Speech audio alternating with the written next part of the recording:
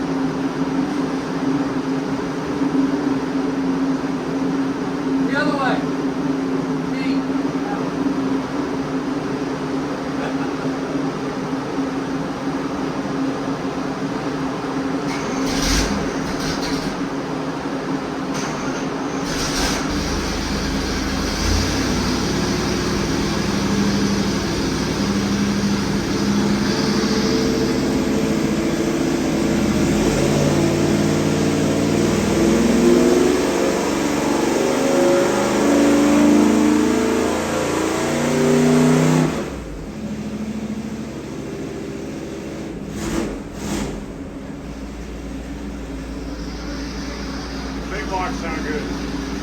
Big blocks sound good. That sound real good.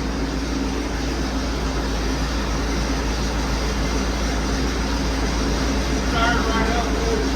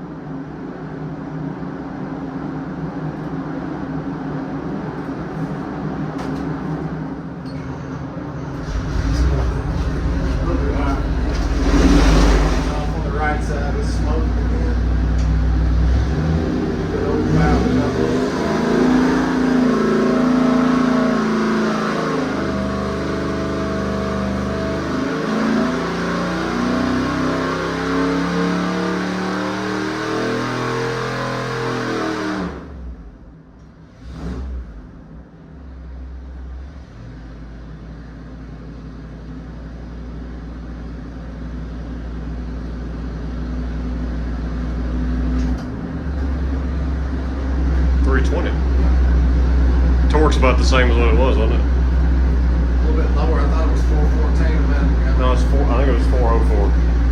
Yeah, it was. Yeah, 320. So 35 is probably our key number, and 408 on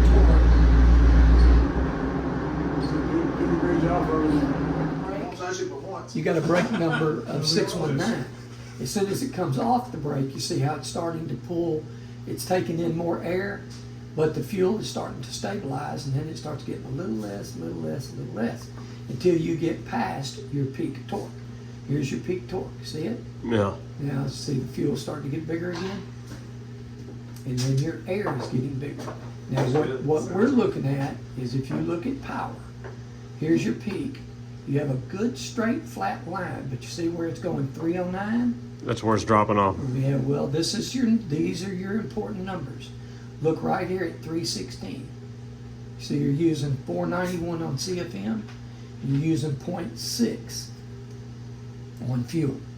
See where your air's coming up, your fuel's coming up, air's coming up, fuel's coming up, but you see the horsepower is not getting any greater. You see that? Right. That is actually camshaft design. That's called cross flow. You cannot stop that. That is where the intake and the exhaust valve are opened at the same time, and the air and fuel is moving in the right direction. It's coming through the carburetor, down the runner, straight across the intake valve. It's fired. The intake and exhaust valve are opened at the same time. It gets a nice little clean rush of air, and it shuts off and starts the nice new cycle. That is called cross flow.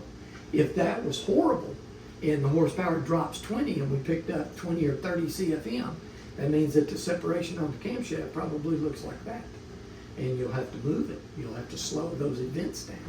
That's why timing events, when we're doing camshafts, they're very important to us. Gene and I, we do not look at center line. We look at camshaft timing event. The reason for that is we want to know exactly where the intake valve is opening, where the exhaust valve is closing, and see exactly how much overlap we have between those valves being opened at the same time. Yours is on the money. It's a good camshaft because you did. That was my next question. What you thought of the little You LG didn't cam? overdo it. Yeah. You did good. For a little runaround motor, it's a good cam. Man, brother, we get a lot of them in here that people do, and they just, Overdo it. yep, they'll get up there and they'll make 300 or 400, 500 horsepower, and then all of a sudden they just start dropping off 460s, 450s, and the fuel and air goes up. And what it is just wasted. All that fuel and air is just going right out the header tube. Oh yeah, you open headers, you've got pretty flame out there. I mean, it's impressive. Especially in all those on parking lot bagel, you're looking good. Yeah. But if you were to just take that camshaft just a little, maybe a degree, 2 degrees, and just part it a little bit, that will slow down and the power will come up, and you'll stop a lot of that. You won't be replacing carpet at the bottom of your cars. Yeah. See, that's the knowledge though that's not out there anymore. No, it's not. It's not there. You know, it's few and far between the people that you can find that actually know enough about it to be able to talk about it in detail. Gene and I have gone through just recently, and won't go into detail, painstaking detail on an engine because we were given false information. And we wound up eating a $1,000 camshaft and a set of lifters for our customer because I felt it was the right thing to do. Come to find out, we put the thing all back just like it came from the dealer. And guess what? It didn't make any more power than what it did when we had the bigger camshaft. I think this is the story he was telling us when we were here the last time. That was on that pretty Chrysler. Yep. And what it was, we were not given appropriate information. The gentleman gave us wrong First thing was, you guys said you wasn't gonna race it, That's right. he was gonna be a street driver, and a lot of information's gotta be given to give what we need to do in there. You know, And what it did, it's just, put a mile on that thing and make another 250 horses, but he won't leave. it just showed Gene and I that exactly what was going on and what we knew in our minds and in our hearts and in our wisdom and knowledge of doing this, we were dead on the money. Yeah. Dead on it. Yeah. And now we put that in your little toolbox for later on and go, if that ever hits us again, Yeah, I got get this. out. You Get take your this, crap and get out of You here. take this and go on down the road. Yes, sir. You see you. What'd you do? I didn't do nothing.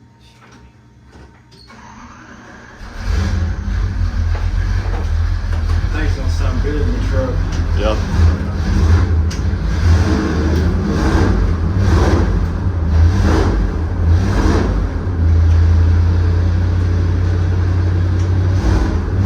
See, he loads the machine down right there with his right hand to put the load on it.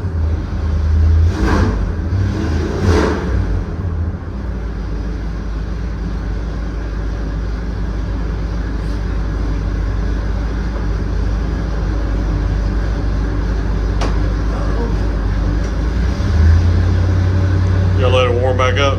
Yeah, then again. Talk too long. Which what number are you waiting for technically? 160. Which is this number. And then we were talking about the brake specific number. Those Say you used to run around on some around there. Those too, together. Into into the horsepower that the motor's making, it'll give you what's called the volumetric efficiency. We used to run It'll all tell the you time. how much fuel in there is actually in the cylinder and how efficiently it's making horsepower. Usually 80s and 90s is good. Superchargers, 100s to 120s, sometimes higher. But there's your full speed in it.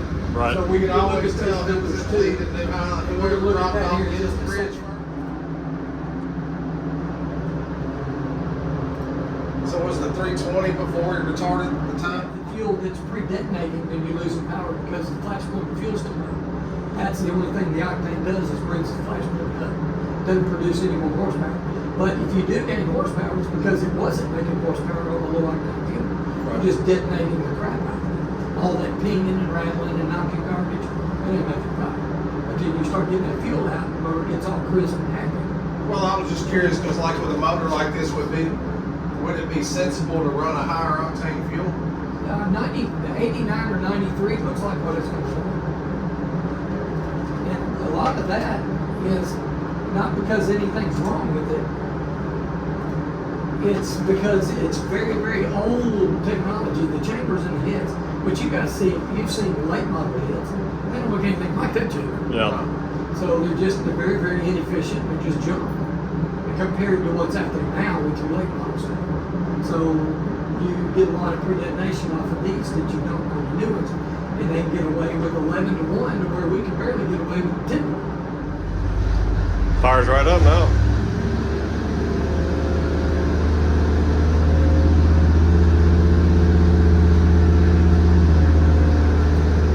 Does it tell you what to set that servo on, or is the computer going to do it again? The servo is going to control it. All I do is control the water outside. I want it between 90 and 100. Right. I don't want the valve shut completely off. I want water to be able to run through it so it doesn't steam. Right. And then when the brake grabs it, it's going to close it. It's going to pull that RPM down. It's going to hold it there until I release it with D. You'll see how I do it here if you watch. You ready? Yep. Like what I'm going to do is I'm just going to get ready on D. This is accelerate. Then I'm going to just push the throttle. And the computer is going to take over. I'm not doing anything at all except release it. Okay, you ready? Ready.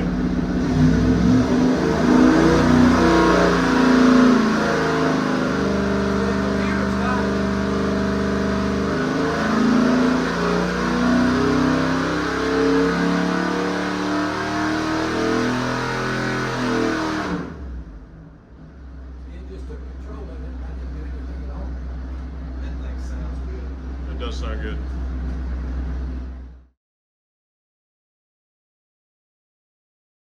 I'm so darn good looking. Well, guys, big thanks to Gene and Eric here. Run it in. He said it was very efficient. Would you say 99 efficiency? Beautiful. 320 and 404 is what we got. Did an excellent job. Does like me and cleaned everything up real nice because I brought him an awful dirty intake and time and chain cover. But he got it all nice and clean.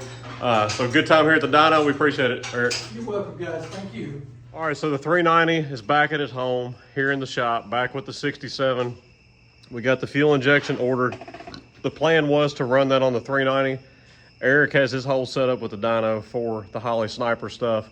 He said, man, it's gonna take a lot of time doing all that wiring. We're gonna end up cutting stuff that you don't want cut a certain way for putting it on here. He said, let's just do it with the carburetor.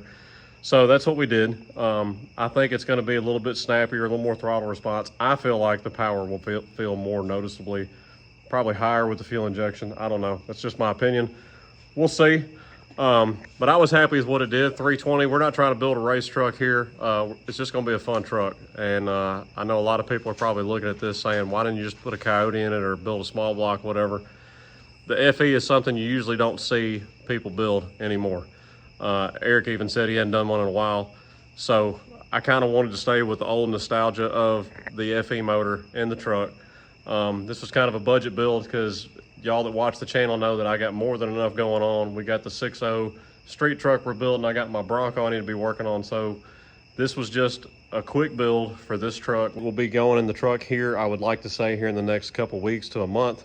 I got to order radiator hoses, heater hoses, oil pressure sensor, coolant temp sensors.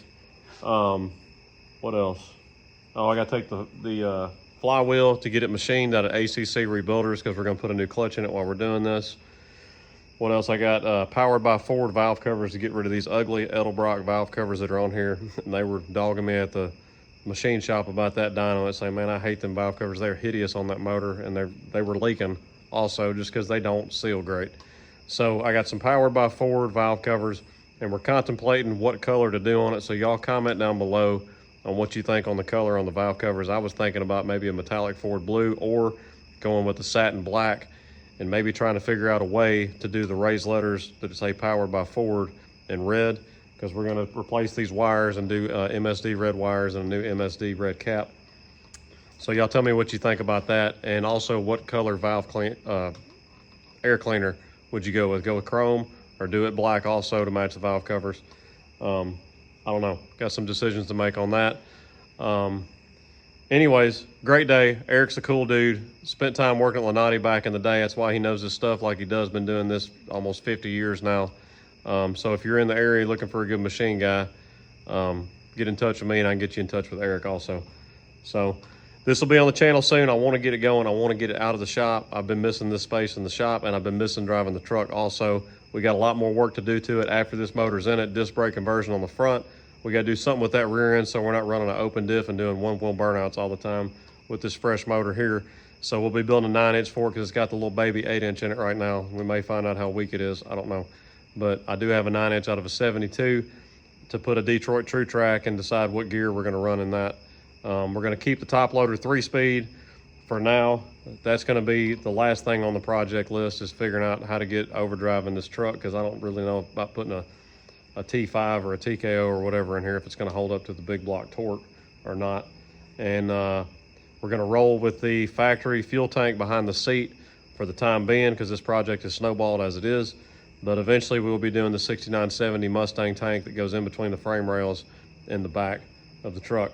So yeah, excited about this project. It'll be on the channel. Go check out our other content on the channel here. A whole lot of power stroke stuff like y'all have seen on here if you haven't checked the channel out before. Check us out, automedicgarage.com, Facebook and Instagram. Follow us on there. We appreciate y'all. We'll holler at you later.